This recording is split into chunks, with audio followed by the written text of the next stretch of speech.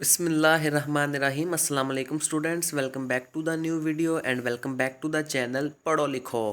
تو اسٹوڈینٹس، آج کی اس ویڈیو میں ہم لوگ کلاس 9 کی انگلش کے چیپٹر نمبر 6 کی ٹرانسلیشن پڑھیں گے۔ تو چیپٹر 6 کے ٹوٹل 13 پیسیجز ہیں۔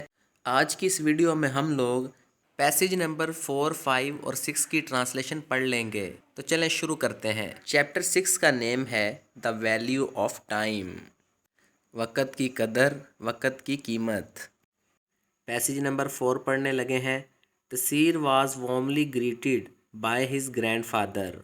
تسیر کا اس کے دادا جی کی طرف سے بڑی خوش دلی یا بڑی گرم جوشی سے استقبال کیا گیا، یا پھر اس طرح سے بھی ٹرانسلیشن ہو سکتی ہے، تسیر کے دادا جان نے خوش دلی سے یا گرم جوشی سے اس کا استقبال کیا یا اسے خوش آمدید کہا۔ He led him to the kitchen table۔ وہ اسے کچن کی میز تک لے گئے۔ There was an empty glass jar and a basket filled with big rocks, pebbles and sand۔ وہاں پر ایک خالی شیشے کا جار تھا یا شیشے کا برتن تھا، اور ایک ٹوکری بڑے پتھروں، چھوٹے کنکروں اور ریت کے ساتھ بری ہوئی تھی، یا اس طرح سے بھی ٹرانسلیشن ہو سکتی ہے، اور بڑے پتھروں، چھوٹے کنکروں اور ریت کے ساتھ بری ہوئی ایک ٹوکری تھی۔ تسیر لکڈ انٹریگڈ۔ تسیر نے دلچسپی سے ان چیزوں کو دیکھا، یا تسیر نے دلچسپی سے دیکھا۔ پیسیج نمبر 5 پڑھنے لگے ہیں۔ تسیر، I want you to fill this jar with everything in the basket۔ His grandfather instructed۔ اس کے دادا جی نے ہدایت دی۔ تسیر، میں چاہتا ہوں کہ تم اس جار کو ٹوکری میں پڑی ہوئی ہر چیز کے ساتھ بھر دو، یا اس جار کو ٹوکری میں موجود تمام چیزوں سے بھر دو۔ تسیر eagerly began by pouring the sand into the jar, followed by the pebbles۔ تسیر نے بےتابی کے ساتھ یا جوش کے ساتھ جار میں ریت ڈالنا شروع کر دی، اس کے بعد چھوٹے کنکر ڈالے۔ When he tried to fit the big rocks in, they did not fit۔ جب اس نے بڑے پتھروں کو جار میں ڈالنے کی کوشش کی یا جار میں فٹ کرنے کی کوشش کی تو وہ فٹ نہ ہوئے۔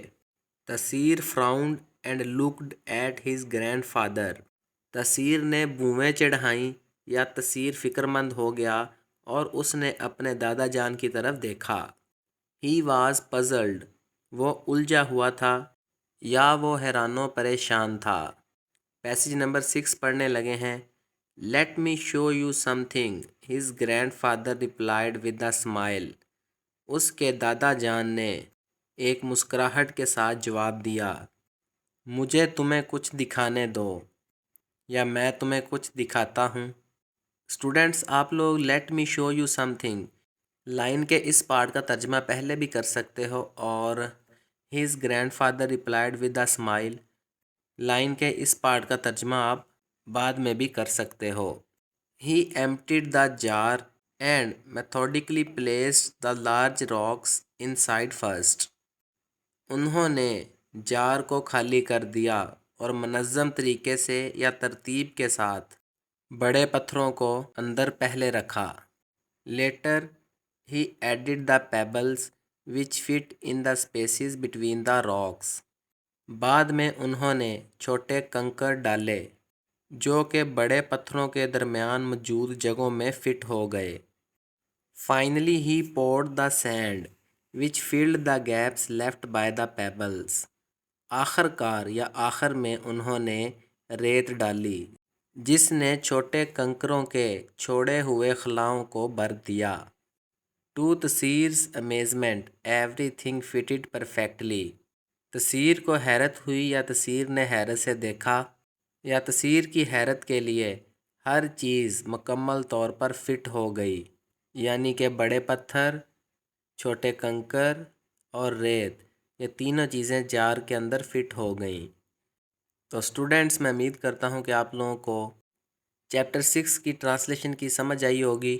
समझ ना आई हो तो वीडियो को दोबारा से देखना, समझ आ जाएगी। अगर फिर भी ट्रांसलेशन की समझ ना आए तो कमेंट करके पूछ लेना। आज की वीडियो यहीं पेंड करते हैं। स्टूडेंट्स, मेहनत करते रहो और पढ़ो लिखो चैनल पर पढ़ते लिखते रहो। अल्लाह हाफिज़।